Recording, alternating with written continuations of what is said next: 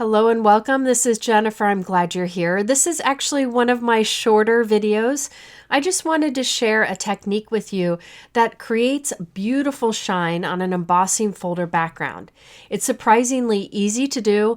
I didn't have enough energy with my shoulder to create more than 2 cards, but I'm hoping that with these 2 cards, I'll demonstrate the technique enough that you can give it a try on your own. Let's start with this example, which is surprisingly easy to create. I have a piece of 4 1/4 by 5 1/2 inch white cardstock, and I'm placing it onto my Waffle flower grip mat. That's a clear mat that will hold our cardstock in place as I apply ink to it, but use whatever method you prefer. Using a large Altenew blending brush, I'm applying Simon Says Stamp Positively Saturated ink. This color is called Perfection. I'm applying it in 3 different areas on my background, and then I will switch to other colors. This time I'm using pine to add a little bit of darker green. Now keep in mind, for this technique you could apply whatever inks you want here with whatever inking tools you want. I just chose these colors because they're vibrant and absolutely gorgeous. This ocean color I will apply into some of the white areas, but I'm making sure I overlap with some of the green I've already put down. And then finally I'm coming in with a darker blue, which is called Royal. The idea here is just to put a lot of color down, but you could do lighter colors, brighter colors, you could do stripes, you can do anything you want here. Just put some variation of color down. Now once I'm done, I'll use my embossing folder.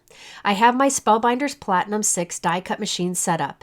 And on the back of my inked cardstock, I'll mist a little bit of water. I don't mist it on the front because I don't want those inks to react with the water.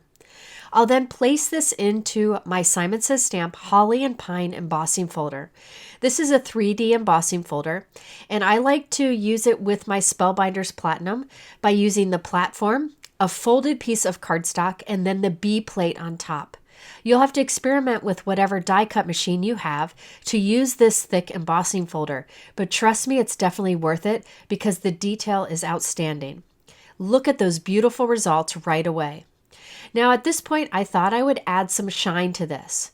So I'm rotating my embossing folder, and onto the side where the background is raised, you can feel it's flat, I am applying some Honeybee metallic gold pigment ink. Any gold, silver, or white pigment ink would work here. You could use Distress oxide inks also. You could use dye inks if you want, but there's something about metallic pigment inks that really works well for this technique and for lots of shine. I'm using a Holtz Brayer to pick up that ink and roll it onto that raised background of the embossing folder. I'll continue to do this until I have a lot of gold shine all over the surface. Then I'll take my background and pop it right onto the raised area of the embossing folder to make sure it's lined up. I'll close my embossing folder and make sure I don't allow that to shift. Then I'll run it through the die cut machine again. As we run this through, that gold ink will transfer into the background of our background panel. So now you can see all the raised areas still show the green and blue through, but the background has that gold shine. Now I really like the results of this, but I wanted to intensify it with more gold pigment ink. So I'm repeating the process. You could skip this if you want to, but this will make it more intense. I put more gold pigment ink onto the flat raised area of the embossing folder using a brayer. Then I'll take my background and pop it onto the raised area. It'll pop right in place. Close the embossing folder and run it through once again. This will apply more of that gold pigment ink onto our background, making it more intense. And look at this beautiful shine we get. Now you'll want to heat set this, and if you want to, you can spray a fixative on top. But I find if you just heat set it, it'll be completely fine. For the card design that I'm doing, I trimmed that background down to be 3 1/2 by 5 inches. And then I'm cutting at a diagonal towards the bottom. I will then take that background and shift it a little bit to cut about 1/4 of an inch off of it. The reason I'm doing that is I want to have a gap where I can stamp a long sentiment between those 2 metallic pieces. Okay, so now it's time to add these onto my background. This is a 4 1/4 by 5 1/2 inch white note card. I do want some dimension behind that. This is a simple card design, so I feel like if I add these pieces with a bit of dimension, it'll make it stand out even better. I'm putting glue on the back of one of those pieces and then sticking it onto a scrap piece of cardstock. This was a mess up stamping project that I did, and instead of throwing the cardstock away, I'm using it to add dimension. I'll trim off the excess around that embossed piece, and then I'll repeat the process, gluing another layer of that scrap cardstock on the back. Now you could use foam tape here if you wanted to. You could use any recycled material to build up dimension. I just like to use leftover scraps of cardstock. It's a great way to put them to use. I will then repeat that process with the other smaller embossed piece that will go on the bottom area of our card. Again, gluing 2 pieces of scrap cardstock to the back to build up that dimension.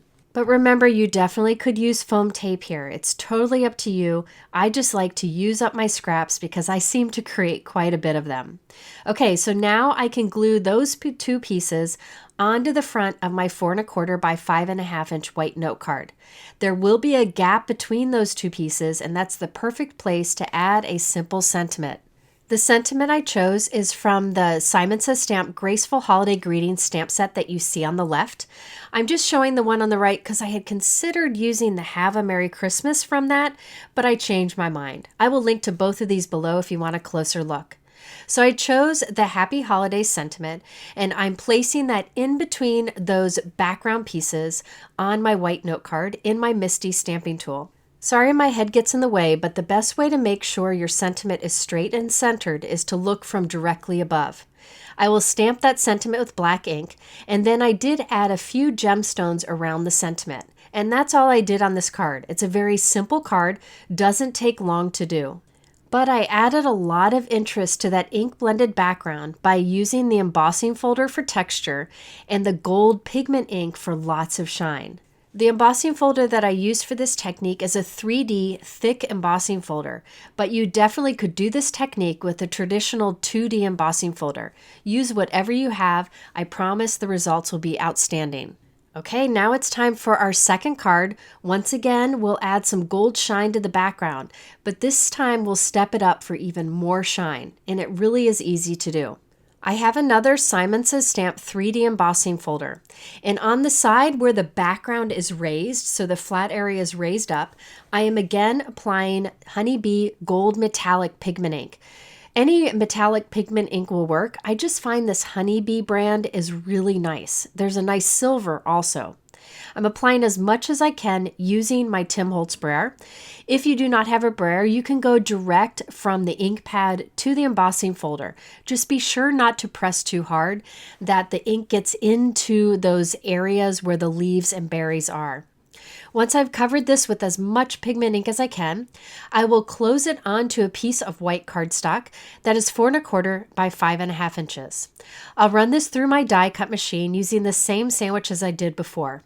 You might have to experiment with your die cut machine to see what sandwich works for these 3D embossing folders, but once you figure it out, you can make note of it and remember it in the future. Now, after I ran that through, you can see some of the gold ink transferred onto the white cardstock, but I want it to be more intense. So once again, I'm repeating that process. I'm putting more gold pigment ink onto the raised background on the embossing folder, and then I will make sure my cardstock pieces on the other side of the folder fit right onto the raised area. It just kind of pops in place. I'll close the embossing folder and run it through my die cut machine again. This will transfer even more of that gold ink, so you have more intense gold background with the raised area still being white. And now you can see you have even more of a solid gold background with the raised areas being white. Now, if there are some areas where the gold didn't transfer well, that's okay. I have a detail blending brush from Altenew, and I can pick up some of that gold pigment ink and just rub it into those gaps on the background. I really didn't have any problems, but I wanted to mention this in case you do get some gaps where the ink doesn't transfer well. Now, I feel this is beautiful as is, but if you really want to step up that shine, you can add some Ranger Perfect Gold Perfect Pearls. This is a pigment powder that will attach to that wet pigment ink, that wet gold pigment ink. I have a brush where I'm just pouncing the ink on and then spreading it around. And this will really intensify that gold shine. Now this is completely optional, but perfect pearls have a great price point and there are so many ways you can use them. I use them a lot in videos and I have for many years. But this will give you even more gold shine on top of that gold pigment ink. If you don't have gold pigment ink, you could always use this gold perfect pearl on top of Versamark. You could do the technique with Versamark ink or even white pigment ink and then add the gold perfect pearl on top for the shine. There are many different ways you can do this, and there are colors of the perfect pearls that you could apply instead. I then use the brush to knock off any of the excess powder. You could leave this as is. Really, the pearls won't rub off, but if you want to be sure, you can spray it with a fixative, and I'll link below to the one that I like to use. Now that our background is done, let's finish off the front of the card. I'm using the new Simon Says Stamp Bountiful Berries die set. I really like the style of this. It can be used for the holidays or non-holidays. These leaves could be used all year round. I cut the 2 layers of the leaves from 2 different shades of green cardstock, and I'm gluing them together for dimension. And I'll create the berries from red cardstock. I created the sentiment using the stamp set that I showed you before. I stamped it with black ink on white cardstock and used the coordinating die. Now I'm cutting apart my leaves so that I can arrange them how I want. Don't feel like you have to keep your die cuts as they were intended. You can give them haircuts and trim them up so you can position them or make them look however you want on a card. I want these to look like they're coming out from the sentiment along with a couple of the berries. This is really one of my go-to designs where I have a sentiment with die cuts coming out from it. You could have snowflakes here, leaves, flowers, anything you want. I do like to use liquid adhesive so that I can place them down and move them as I see fit, kind of wiggling them around. But then when I leave them to dry, I can be sure that it'll hold well.